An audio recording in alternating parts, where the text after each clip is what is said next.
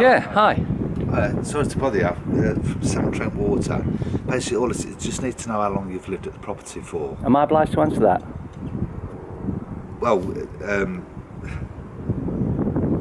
what it is, we've got the previous known customers, Mr. and Mrs. Okay.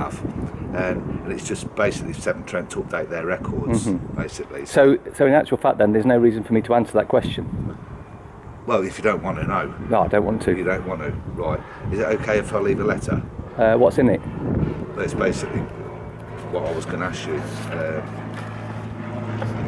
With a full name, date you occupied. Well, I won't be filling it in. You won't? Okay. All right, no worries.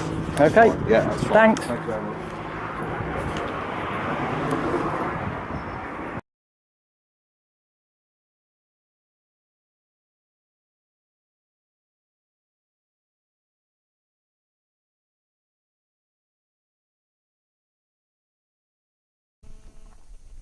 Welcome to the Consumer Council for Water. Please hold for the next available team member.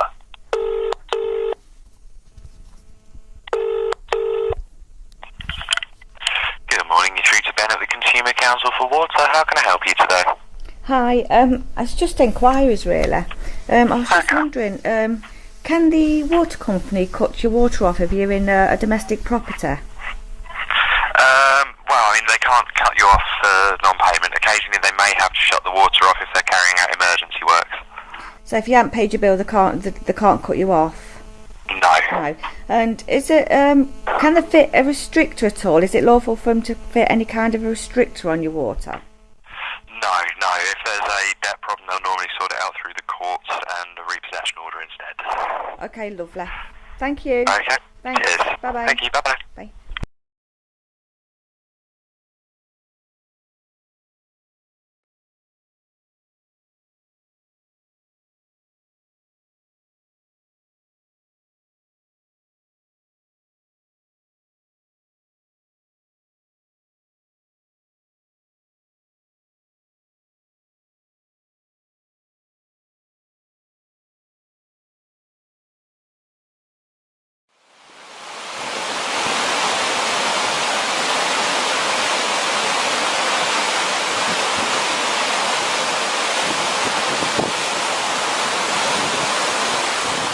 No fishing, mate. Sorry, no fishing here. Why not? Why can't I fish? Need a licence. I don't remember signing any contract that said I would need to apply for a licence. Got to have a licence, mate. Cost you 50 quid. Yeah, well, we'd like to see you try and enforce that. Debit card or credit card to Nottingham City Council, thank you. No thanks, I think I'll get that one a miss this time. Fish were put here for us. Nobody can tell me otherwise. All this water, it's all free as well, you know. It comes from the seas and the rivers, goes up into the clouds, comes back down, goes through the rocks, gets purified, and we can drink it if we want to. But then, Mrs. Thatcher decided to sell all our resources off to her private buddies. And so, she committed treason. The water companies made over £2 billion profit last year, of which 1.5 billion of it went to its shareholders. For what? How much did they pay the clouds? Nothing. If you're still paying your water bill, stop. I can tell you exactly how to do it. You get your water bill at the bottom, bank gyro credit slip. Notice it's a credit slip, not a debit slip. It is credit. What you do, you accept it for value. You write across it at a 45-degree angle in red ink, accepted for value. Exempt from levy. Exemption ID number, that's your national insurance number. Then you sign it and date it. Put the amount, add £10 on because it could need some extra administration. Put that amount in the box, turn it over, endorse the back. What I do is I also print off my own promissory note for the same amount and send that to them as well. We've discovered that any company with more than £2 million worth of assets can cash promissory notes. As Lord Denning said, any promissory note should be treated as cash. You may not know that I also send a covering letter to explain the whole process, and in that I say, if you don't accept this method of payment, please simply return the bank giro credit slip and the promissory note, and I've never had one back. And the reason for that, when they get the bank giro credit slips, they rip them off and chuck them together, they bundle them up and send them to a clearinghouse in Europe, and they get paid for the bill. Then, if you've sent a cheque, they cash the cheque as well, so they get paid twice. This is why I enclose a promissory note, so they're still getting paid twice. And like I say to them, if you don't accept it, return them. I've never had one returned. I'll tell you why in a later video.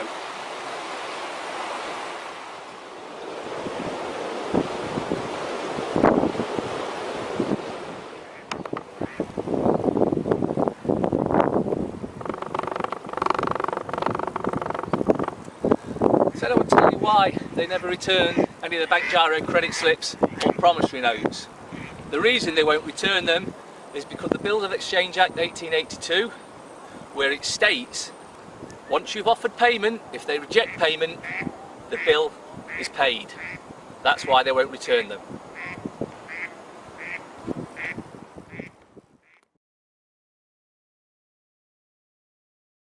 My name's Paul Webster.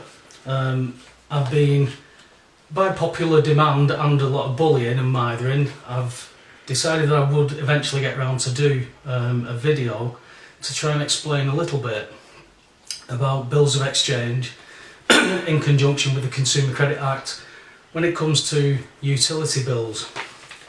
Now, a brief little bit of history is that in the 1800s this country became bankrupt. It had no economy, there was no wealth, there was nothing in it. So they had to put the debts onto something that would gain credit and would be able to do such. So they put the debts onto the backs of the labour of the people, which made those people creditors. Now, when they did that, they also gave national resources to the public, which are yours by right, namely gas, water and electric in particular. And it's quite easy to see how this happens to a domestic property, because to a domestic property, if you ask for a paper bill, you will be given a bill that has a giro credit slip. Now that is a joint giro credit from the commercial bank. That is payable to you because the man must always be compensated under the bills of exchange. So as a domestic agreement, you aren't liable to pay for your gas, water or electric as per this. But they did a very clever thing and changed payment slip cheque to payment slip. That's really thrown everybody. Now, what happened with me was basically British Gas messed up 3 payment plans that I was paying. In the end, because I was involved in rather a large court case involving property, I decided I'd had enough. I said, send me a paper bill please. So they sent me a paper bill. Now what I did with that paper bill, because under the bills of exchange, you are when you get your cheque to compensate you because the company has already been paid by the commercial bank. That is why they must pay you to compensate you. So when that happened and I was reading about it, it meant one of 3 things for the obligation of the bill of exchange. Number 1, I cash the cheque at the post office. The post office do not recognise, they recognise it as a cheque, but they cannot cash it. They're not allowed to. The bank do not recognise it as a cheque, they think it's a paying-in slip, and they're not legally trained, neither are the post office. This is all on purpose. So the only other thing that I could do with it is when somebody hands me a cheque for money and they start shouting that I owe them money after they give me that cheque, I gave them the cheque back and I transferred that cheque by my endorsement. And I did it in the following ways.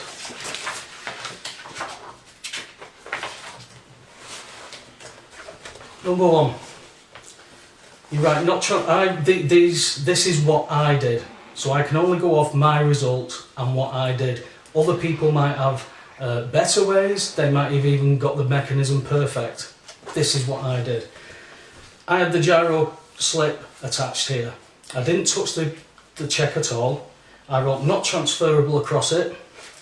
I put 3 postage stamps on it and signed and dated each one.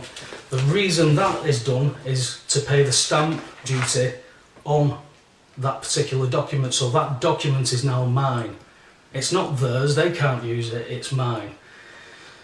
So what I did was, after that, I then added my transferred by endorsement sticker here, and my transferred endorsement sticker basically states to British Gas for payment at the site the sum of £454 transferred by Paul Webster, address, postcode, and then my national insurance number with non-commercial customer next to it. I signed and dated that and transferred it by my endorsement right underneath. This bill of exchange is hereby transferred by my endorsement. So basically now they've got a cheque that they can cash, because they can't cash that cheque because it's in my name. It is to me at the end of the day. But they've already been paid. Now they're in a bit of a dilemma as far as I can see, that if they cash it, they will be cashing it and being paid for a second time, which would be classed as double dipping. The fact is, these people will not engage with me any further. The first warrant of entry, I got a bit ahead of the game. I wasn't chasing the game at this point.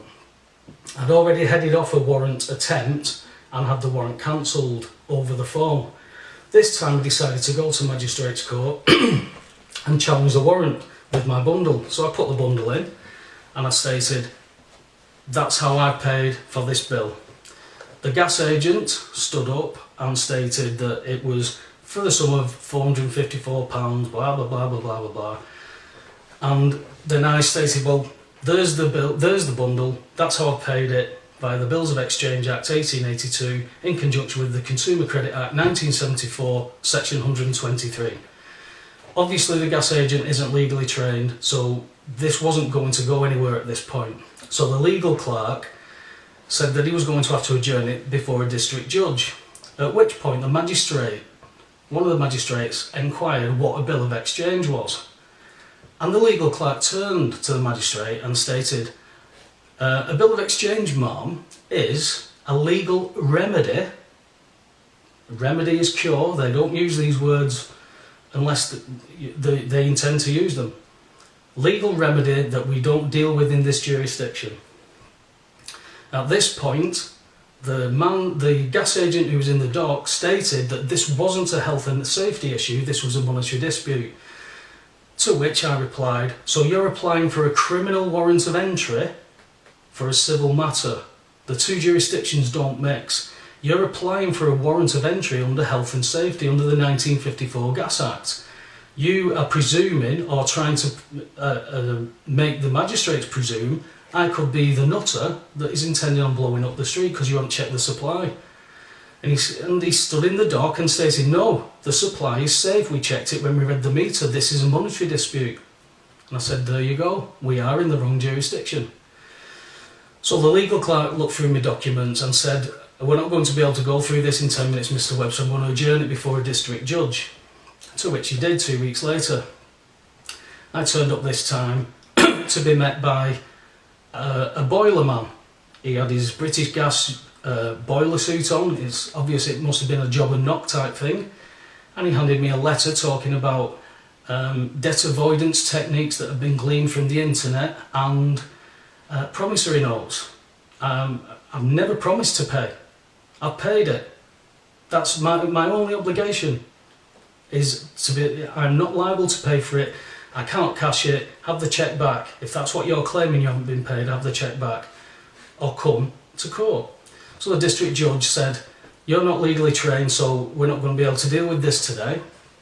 I'm going to adjourn it for another 56 days, 28 days for British Gas to respond. Please hand the bundle that I'm going to give you to your legal team. The judge said then 28 days for Mr. Webster to answer. So 56 days later, I turned up at court, nobody else did, and no documents were put in. So the warrant was thrown out. That was the second warrant. Then January this year, I went to court again because they were applying for a warrant. I met a new gas agent. This gas agent came up, I approached her and said, are you legally trained? And she said, no, And I said, well, I'm going to put you in the dock and I'm going to cross-examine you about this. And she went, no, you're not. And she withdrew the warrant and put a big X through it. The next time I went to court, it wasn't actually for me. I was giving support to somebody who was doing the same thing with the bills of exchange. And the gas agent saw me and she said, Mr. Webster, the magistrates will not hear any more applications on your property. I've got nothing for you. I went, I'm not here for me today.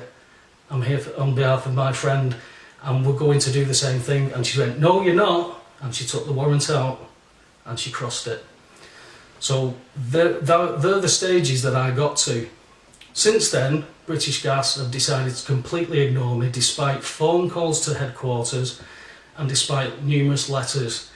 I since, on August the 4th, billed British Gas £6,200 for 3 attendances in court, stress and anxiety, plus an administration fee.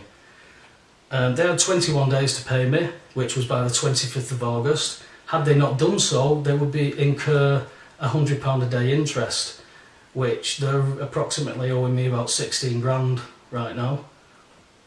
Who knows when or where I will get this payment, because at this moment in time all I can see is that these people are running away from me. They've had ample opportunities to come to court and blow me out of the water and state that I'm completely and utterly wrong and I'm stupid and I don't know what I'm talking about. However, having seen a result that was handed to me, that a certain energy company has accepted the transfer by endorsement. This is from a source that I got the bundle from, but obviously British Gas is one of the bigger boys and they certainly don't want to see this revenue go. So at the end of the day, I can tell you briefly what I put in to it. It's you've got a basic skeleton of an argument, which is the respondent's contention that the complaint, insofar as discerned by the enclosed document, basically what it states in this skeleton is, it's a lot to go into on a quick video. It might be too complicated at the moment. You need to get your head around the fact that you've got to understand the concept that you're not liable for this. There is reasons why you are not liable, and sticking to that somebody's not paying the gas bill so your gas bill goes up is ludicrous, because my question to you is, if I took you to a pub and said it was a free bar, would you insist on paying for your drinks? There's nobody answered yes to that question as yet. So you put your bundle together, you write to them, you ask them to come and view the meter and the supply to check the safety of it. You also do a removal of implied rights of access, unless it's by appointment. As I said, you do the not transferable and send the cheque back, and you put your not transfer you put your transfer by endorsement sticker on that. Always keep all your receipts. You don't need to send them special recorded. You can send them first class at the post office and get a receipt for that. You don't need to put a stamp on it and hope it gets there. You can put it in at the post office and get a receipt. First class is first class. In the bundle is a copy of the Bills of Exchange Act 1882.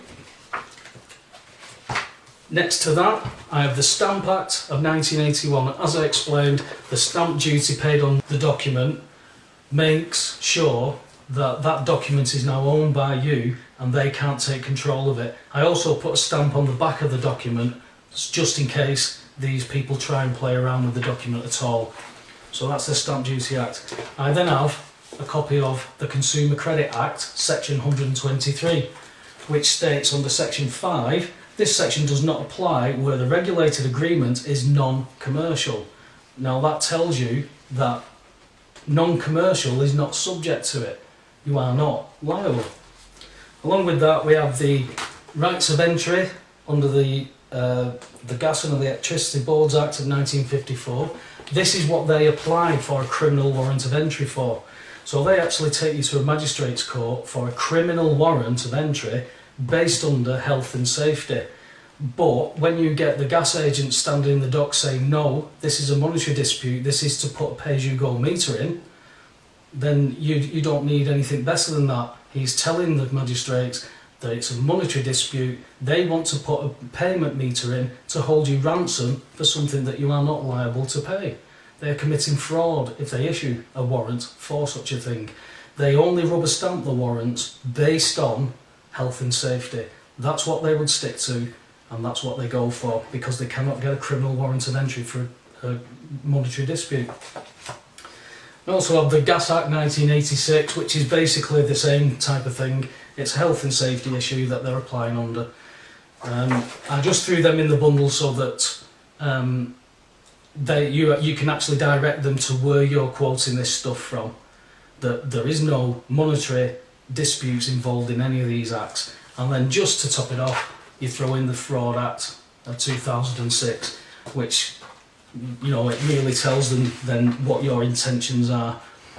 I also have a contempt of court by Archbold, which is through Lord Diplock. You can find this on the internet, and this basically tells you things along the lines of the unhindered access and stuff to courts that you are allowed. Nobody can make a claim against you without proving it. I can't claim that somebody owes me £1,000, go to court, get a warrant of entry without them being there and me not proving my claim. But that's what these corporations are doing. A lot of it with the help of the courts.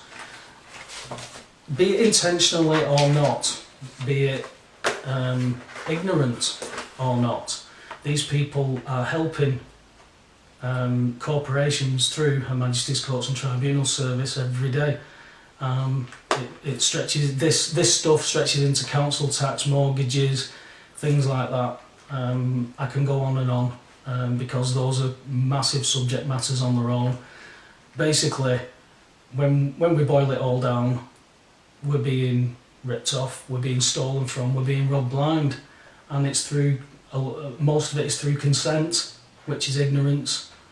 I was ignorant 5-10 years ago. I didn't know any of this stuff. Through circumstances, you get to learn this stuff, and you can't unlearn it.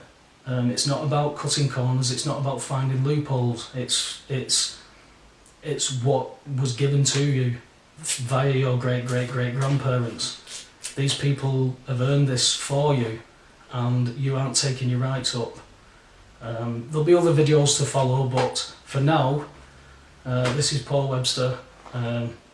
Good luck with anybody who attempts to try and use this. This is not legal advice. I'm not legally trained and do not offer legal advice. This is information that I have used. Those are the results that I've got to. Can I say that the Bills of Exchange and the Consumer Credit Act I've used paid my bill or wrote my bill off, which is what it should be, against the domestic readings? No, I can't, because I can't get confirmation of that. The judge would not find in my favour that the bill had been paid because there was nobody there to contest it. So at this moment in time, because there's nobody there to contest it, that is why there is no win. As soon as you get somebody legally trained from these corporations into a court, they're done. Thank you.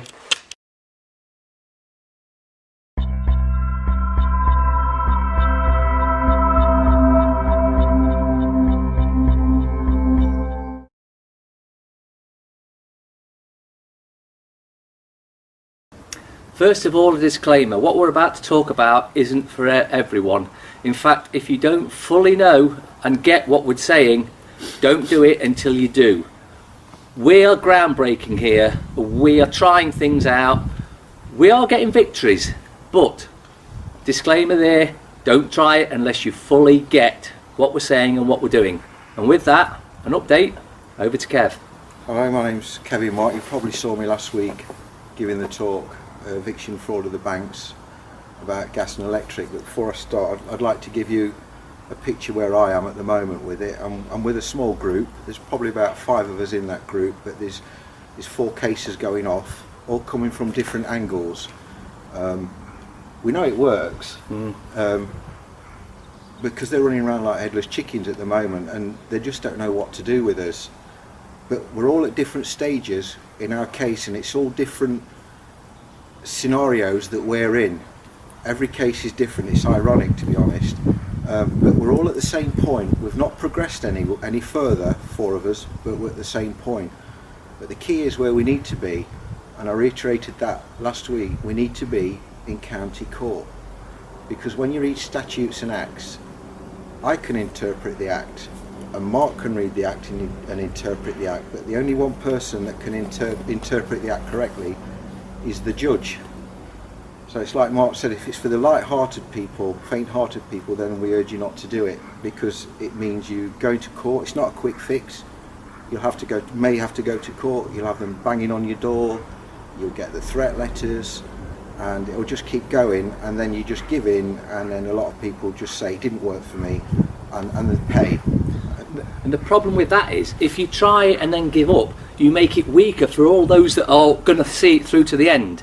So if you don't think you've got the cojones yet, wait, let us do a bit more trailblazing, because as soon as we crack it, you'll all know, and we hope you'll all do it and have the same results. And I can assure you that there's people fighting it behind the scenes in little groups spotted about the UK, and we're getting there. And we're not legally trained, but they just don't know what to do with us, do they? No. I haven't got a clue. The information that I've been asking, they're not giving me the information what I'm asking. They twist it and try and bluff you, for you, that you have to pay it, and what you're doing is wrong. Well, this doesn't just go for that. It goes for the debt collection scene, everything. Yeah. They will pretend to answer your question, but what they actually do is they get to the actual crux of the question, and they'll skirt round it, and they'll pretend they've answered it. This goes for it all, though. But Yeah.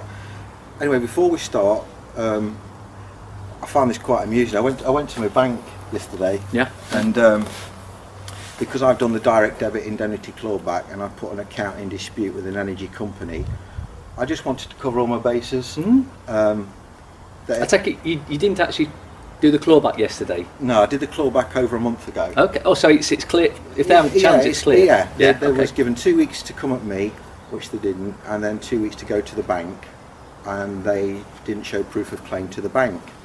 But, so I could cover all my bases and cross the T's and dot the I's.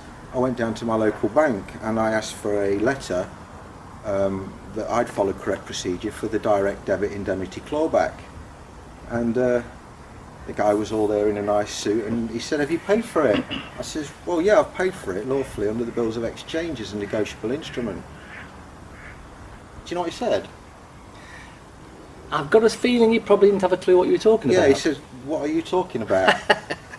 This is true, this is. He says, "I don't know what you're talking about, I don't understand." And I said to him, I find it quite amazing that you're in the banking sector and you do not know what a bill of exchange is. I asked him what a promissory note was.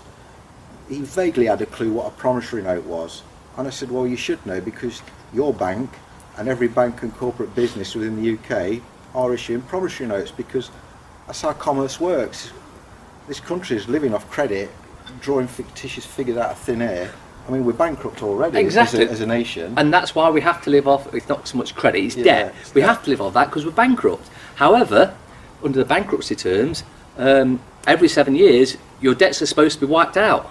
But they don't follow the rules and regulations, they just decide to keep hounding us. Yeah.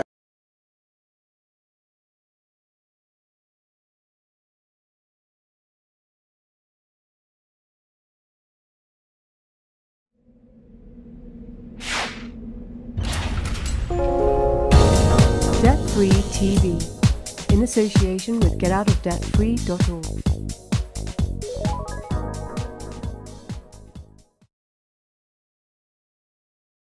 Yes. Hello everybody. This is the actual video regarding the gyro credit slip which you get off the energy companies. If you ask for an invoice or a bill, they'll send you a gyro credit slip. If you don't, they'll just keep sending you a statement.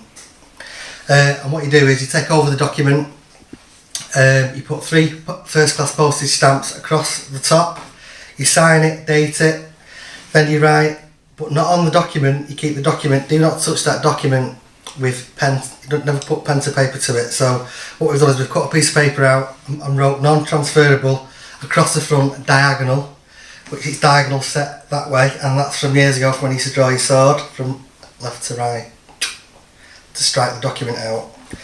Glue that to the document, yeah? Do you want to come and look at the document? Let's zoom in.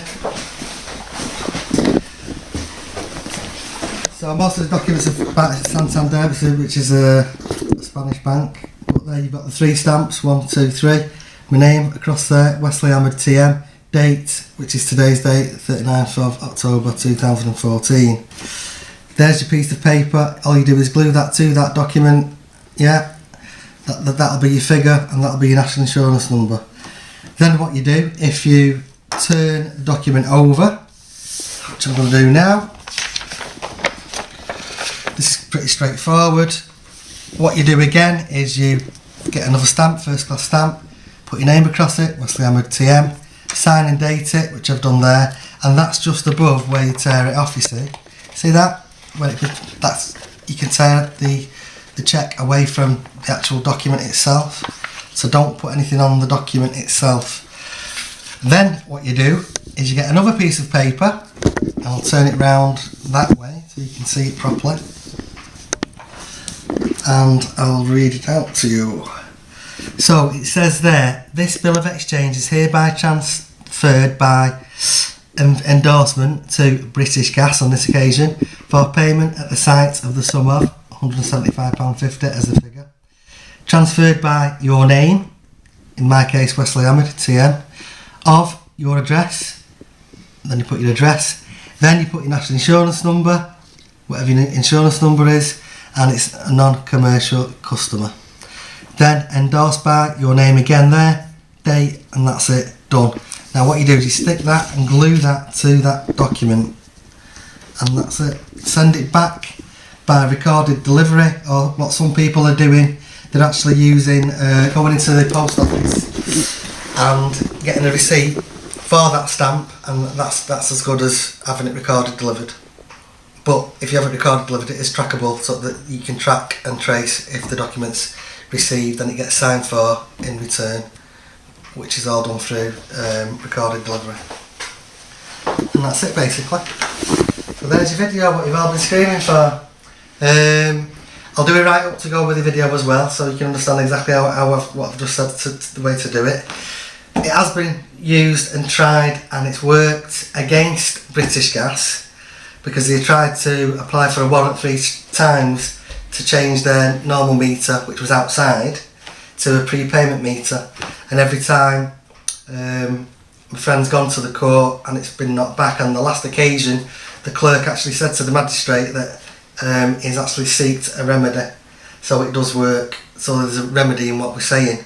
Now I'm trying it with HMRC. I don't think anybody's tried it before with them, this method, so I'll let you know and keep you up to date and informed on what happens and how they react to this document being sent back to them. And that's it. So my name is Wesley Ahmed, Beat the Bailiffs and Banks North West, Beat the Bailiff Response Team North West, and stand for common law. Catch you later guys.